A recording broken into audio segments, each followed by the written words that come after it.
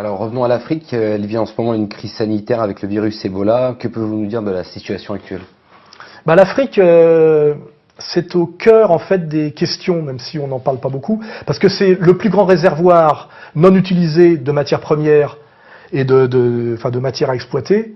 Et en même temps, c'est un continent peuplé de gens dont on découvre, malgré tout le travail qu'on a fait, et là c'est de l'ironie à la Dieudonné, qu'ils sont finalement assez inaptes à la consommation et inaptes à la démocratie.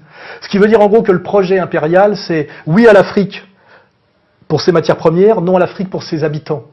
Et ça donne en fait ce qui se passe aujourd'hui, aussi bien des guerres civiles partout, avec, je rappelle, au Congo, là réellement une guerre civile très peu suivie par les médias, de 6 millions de morts, et là c'est des vrais 6 millions. Hein.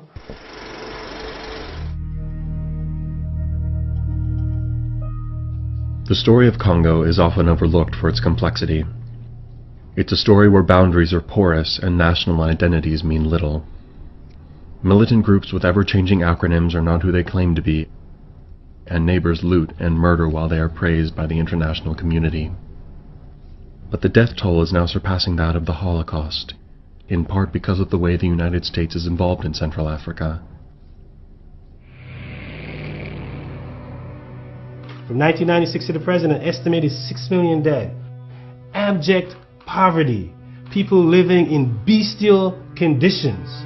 Hundreds of thousands of women systematically raped as a strategy of war.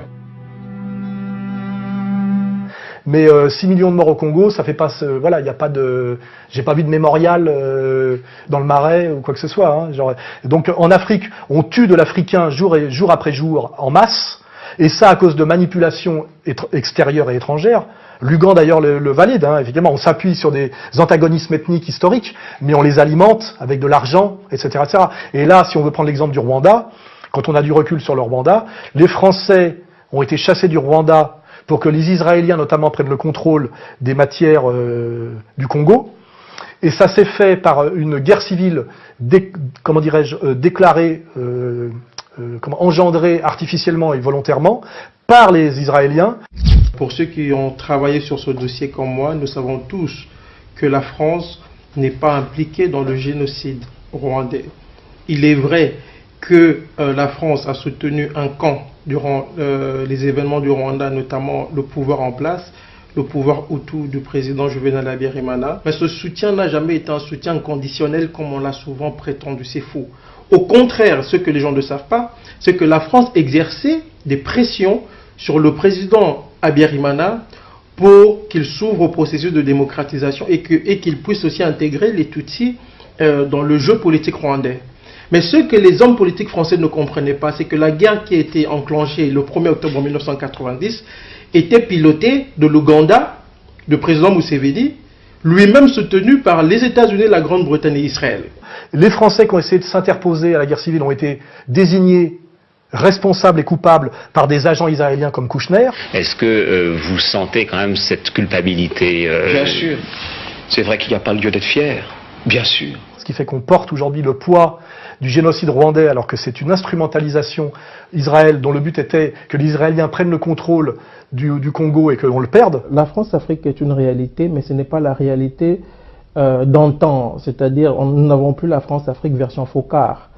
Et aujourd'hui, malheureusement, j'ai constaté qu'ici en France, il y a encore ce discours sur la France-Afrique qui occulte en fait la pénétration américaine et surtout israélienne dans plusieurs pays africains. Si vous allez aujourd'hui au Rwanda, vous avez l'exemple le plus patent parce que c'est un pays où on parlait français. Aujourd'hui, au Rwanda, on parle anglais.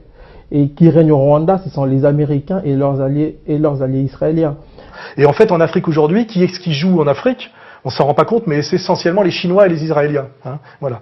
Les Chinois par des logiques, je dirais, économiques, et les Israéliens, beaucoup, comme ils savent très bien le faire depuis l'époque des sicaires, par le diviser pour régner et en déclenchant des conflits. Comme le Bernard-Henri Lévy le fait si bien, et comme ces gens-là savent si bien le faire, hein, et comme ils le font en ce moment en France, en jetant de l'huile sur le feu, sur ou par leurs commentaires sur le Moyen-Orient, comme le fait le CRIF tous les jours. Hein, voilà. Donc effectivement, je suis très inquiet pour l'Afrique et je comprends que les Africains soient inquiets. Et là, je salue Kémy Séba et les camarades, quelle que soit leur position d'ailleurs, africanistes, panafricanistes ou pas. Effectivement, l'Afrique est dans le collimateur des prédateurs impériaux qui ont un projet très hostile pour les populations africaines. Je vous le dis, c'est piller les matières premières et se débarrasser des populations. Et pour ça, comme par hasard, arrive très opportunément une épidémie qui se répandrait comme un feu de forêt, la plus grave jamais recensée par l'OMS.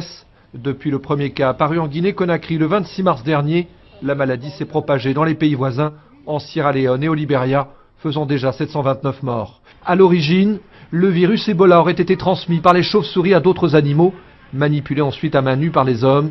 Elle se transmet depuis d'humain à humain, surtout dans les campagnes, faute d'hygiène ou d'éducation, lors de contacts avec des malades ou des personnes mortes d'Ebola. Effectivement, ces pauvres Africains qui ont tour à tour le sida, etc., on trouve d'ailleurs des vaccins pour sauver des Blancs. C'est une nouvelle encourageante. 2 Américains infectés par le virus Ebola sont sortis guéris de l'hôpital. Le docteur Kent Brantley, 33 ans, et Nancy Wright Ball, 60 ans. Les 2 Américains ont d'abord été traités en Afrique avec un sérum expérimental jamais utilisé sur l'homme avant d'être rapatriés. En quelques jours, mais par contre, on ne peut pas sauver les Noirs sur place. Enfin, il y a vraiment un projet eugénique sur l'Afrique, c'est évident.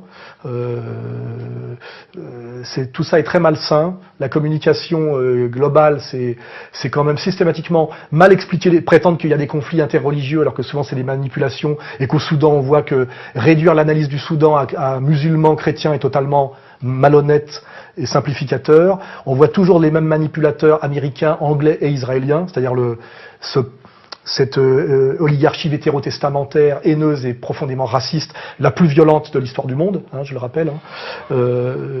Et donc, effectivement, je tire la sonnette d'alarme. Regardez bien ce qui se passe en Afrique.